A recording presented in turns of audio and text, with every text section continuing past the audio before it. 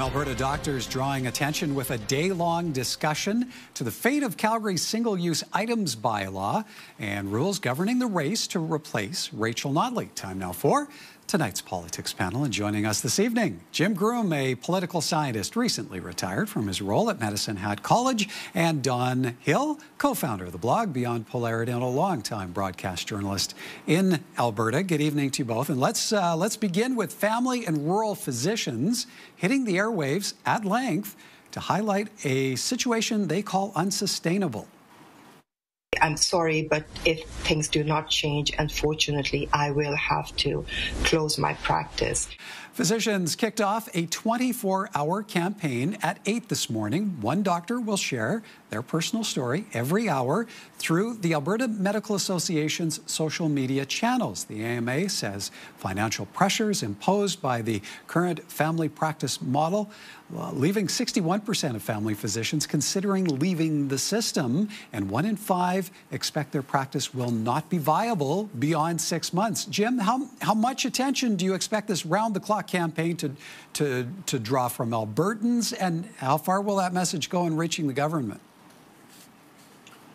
Well, hopefully, it's an expression of the frustration that the primary care providers are going through. And it's not new. It's been on for a number of years. And I think they've just got to the end of their ropes. You know, I know Paul Parks has just expressed it many, many times. And although they've had an audience with the Premier and the Minister, they don't seem to be getting any traction. There seems to be so many distractions that the government seems to want to chase.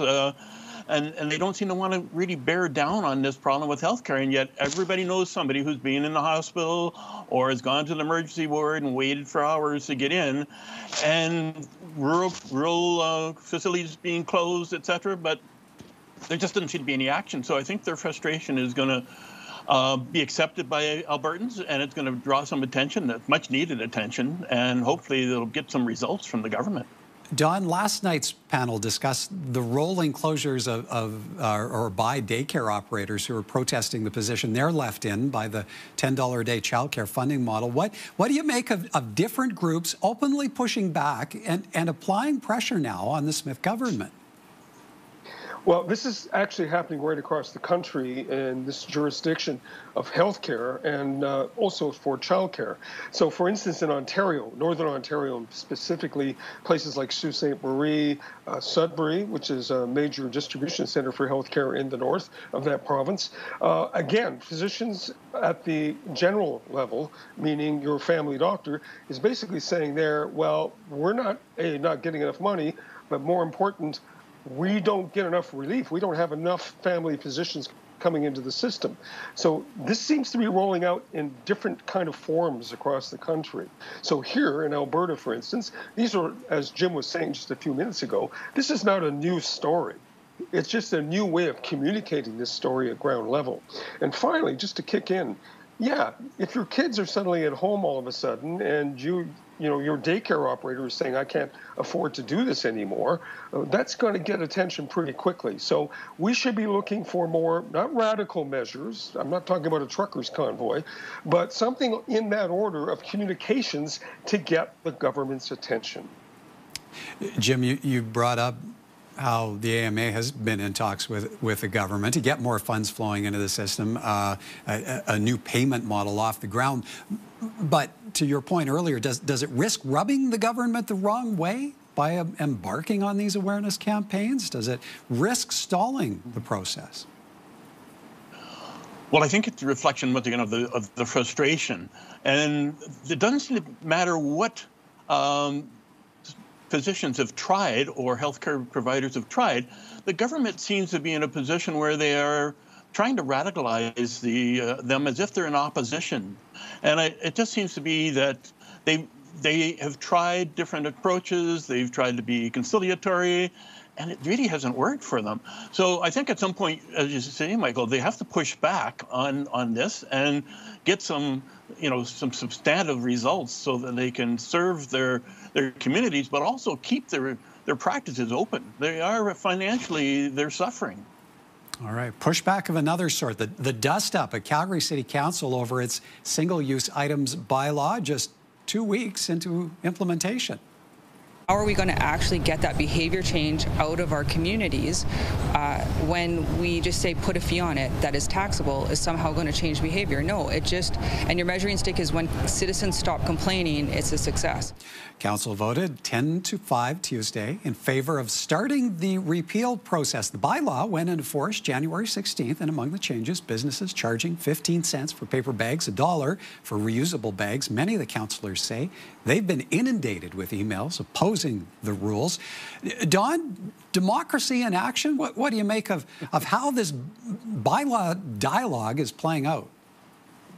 Well, you know, I got the bag here, and I thought I'd see what's going on inside here, and I consulted with the monkey that's on everybody's back these days, and essentially the monkey said, "Thank goodness." What was that, monkey? Oh, thank goodness we don't have as much government as we pay for. This is just overreach. This has gone bonkers. I mean, this has got to stop. What's that monkey? No, I can't say it on TV, monkey. But the monkey is tired. And the monkey is saying, if you monkey around with our business, we're going to tell you about what that means at the ballot box. Okay, I'm putting the monkey back in the bag, okay? All right. Back to you. Okay, well, Jim, it hasn't been just monkeys and bags and taxpayers and columnists in Calgary calling this one out, but the Premier's also taken to social media declaring Calgary is one step closer to getting free napkins, cutlery, condiments, and bags back. Next, plastic straws, and as we see there, she's using an exceptionally long straw, sucking from a can of Canada Dry. Jim, how much provincial political influence do you see at play here? Well, it seems to be exploited by the Premier because she's talking about ideologies and that the two major cities in Alberta are ideologically opposed to them in some way, shape, or form because of this simple bylaw. And, you know, it's gotten kind of ludicrous into the approach. And ironically, the Premier has also said we might have to, you know, step in and set the city straight, which is kind of ironic because her first foray into politics was as a member of the Board of Education in Calgary. And Lyle Oberg, who was learning minister at the time, actually shut down that group, even though they were elected, because they were so dysfunctional. And I always see it a little bit ironic for that. Other thing that's strange is the minister says, or the Premier says, if they're having trouble managing their waste, they should just incinerate everything. Incinerating plastic would not be great for the environment, I would think. So, you know, it's difficult to criticize the cities without some kind of solutions that are a little bit more practical, I would say. Okay, well, Don, how much of a shift do you see happening on the municipal political front and the tug of war over who controls what? Well, I'm going to leave the monkey in the bag, but do you hear that screeching sound in the background? This is putting the brakes on stuff. This is a clear, again, overreach. This is policy. Somebody thought this up somewhere, and what we're looking at is the politics.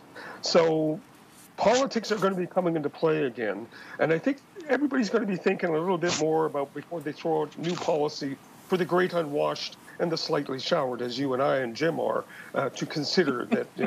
Matter of fact, I was almost consulting with this guy, but he said I better keep quiet and throw it back to you, Michael. We're full of props today. All right. Oh, yeah. Time for us, though, to take a bit of a break. When we come back, getting a read on the NDP leadership race based on the newly announced rules. More from our politics panel in a moment.